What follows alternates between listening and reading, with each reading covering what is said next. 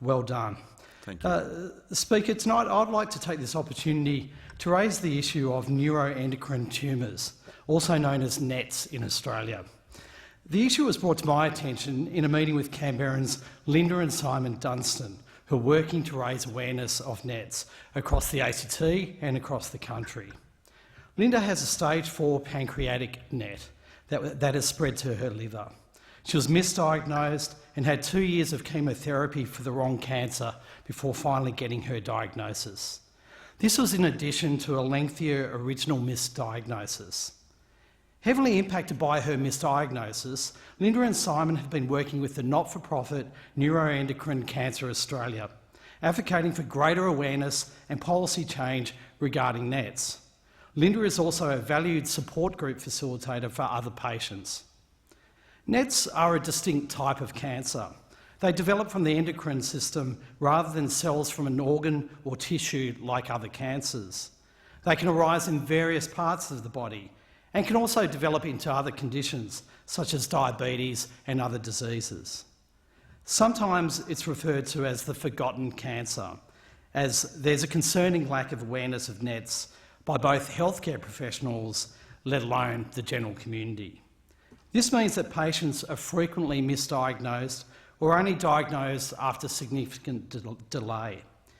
Indeed, Speaker, the median time to diagnosis is 9.2 years, and in 60% of cases, the patient has stage 4 cancer at the time of their diagnosis.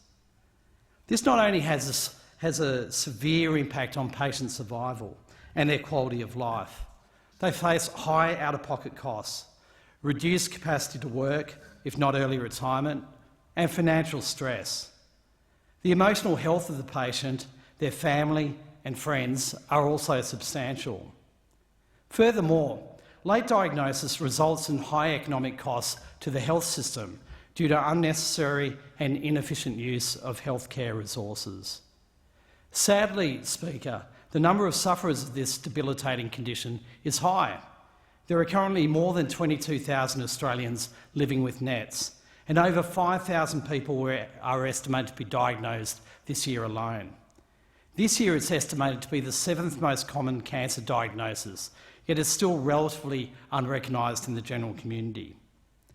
Nonetheless, compared to other countries, Australia plays a leading role in significant areas of research and many therapeutic treatments for NETs.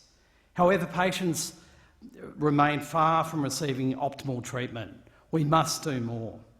Neuroendocrine Cancer Australia have pioneered a national action plan. The goal of the plan is to highlight the need for the greater awareness of NETs as a distinct group of cancers and its significant impact on patients, their families and the healthcare system. The plan is built on over a decade of research working with patients and other stakeholders. Some of the recommendations, Speaker, include increased patient support through specialist NET telehealth nurses. Currently, there is only one NET nurse for telehealth purposes for over 22,000 patients across Australia.